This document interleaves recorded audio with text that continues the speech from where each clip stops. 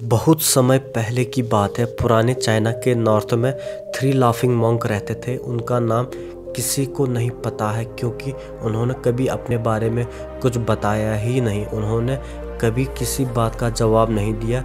चीन में बस उन्हें 3 हंसते हुए भिक्षुओं के नाम से जाना जाता था। वे तीनों सिर्फ एक ही काम करते थे। एक गांव में प्रवेश करते, बाजार के बीचों बीच खड़े होते और हंसना चालू कर देते। वे अपने पूरे अस्तित्व के साथ हंसते। अचानक लोगों का ध्यान उनकी तरफ खींचा चला आता और धीरे धीरे उनके चारों तरफ एक बड़ी भीड़ इकट्ठा हो जाती।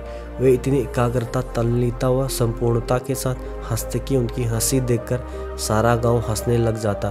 जब वो पूरा गांव हंसी के समंदर में डूब जाता तो वे दूसरे गांव चले जाते। वे ना तो कुछ बोलते थे, ना ही कुछ उपदेश देते और ना ही कोई शिक्षा। वे जहाँ भी जाते अपनी हंसी से ऐसा माहौल बना देते कि लोग अपने सारे दुख दर्द भूलकर बस हंसने लग जाते।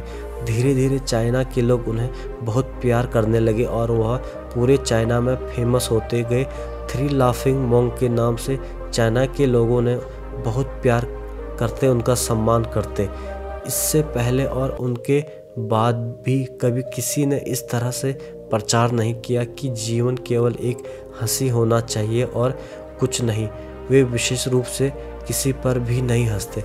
वे बस हंसते थे जैसे कि उन्होंने ब्राह्मणी मजाक को समझ लिया और जैसे ही कि उन्होंने ईश्वर की मजाक को समझ लिया हो। और उन्होंने एक शब्द का प्रयोग किए बिना पूरे चाइना में इतना आनंद फैलाया जितना आज से पहले किसी ने न फैलाया था।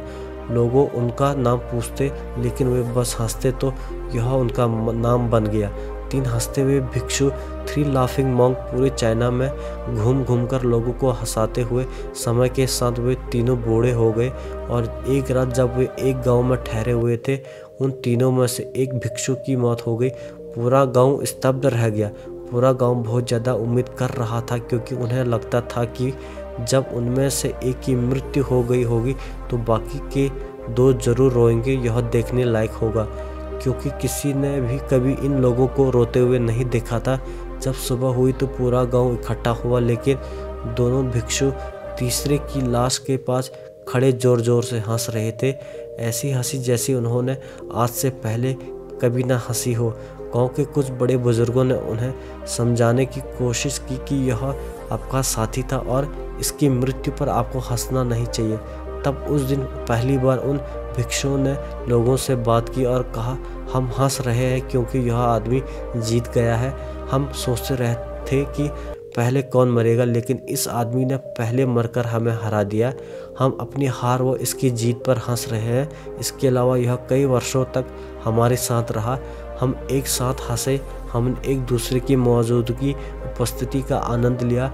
उसे अंतिम विदाई देने का इससे बेहतर तरीका और क्या हो सकता है।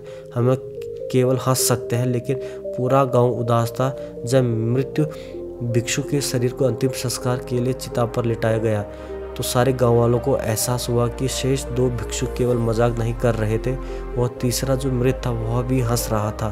चीन में यह प्रथा थी कि जब एक इंसान की मृत्यु हो जाती थी तो उसके पुराने कपड़े उतारकर उसे नहला धुलाकर उसे नए कपड़े पहना दिए जाते थे। लेकिन मरने से पहले उस भिक्षु ने अपने साथियों से कपड़े न पहने बदलने के लिए कहा था। तीसरे भिक्षु ने कहा था, मुझे स्नान मत करवाना क्योंकि मैं कभी अशुद्ध हुआ ही नहीं। मेरे जीवन में इतनी हंसी आई कि कोई अशुद्धता जमा ही नहीं हो सकती थी। मैंने कोई धूल जमा नहीं की है। हंसी हमेशा युवा और ताज़ा होती है, इसलिए मुझे नहलाकर मेरे कपड़े मत बदलना। जब उस तीसरे भिक्षु के शरीर में आग लगाई गई तो गाँव वालों को पता चला कि उस भिक्षु ने मरने से पहले अपने कपड़ों में कुछ पुरानी चीनी पटाखों को छिपा रखा था, जो आग लगने के बाद फटकर आसमान में रंग बिरंगे कलर में फैल गए हैं। यह देखकर एक पूरा गांव जोर जोर से हंसने लगा। तो इस तरह से वह तीसरा भिक्षु मरने के बाद भी सारे गाँव वालों को हंसा गया। और यह देखकर बाकी दोनों भिक्षुओं ने कहा, चालाक आदमी तो मर चुके हो, लेकिन तुमने हमें एक बार फिर हंसा दिया। तुम्हारे द्वारा गाँव वालों के चेहरों पर पैदा की गई यह हंसी आखिरी हंसी थी।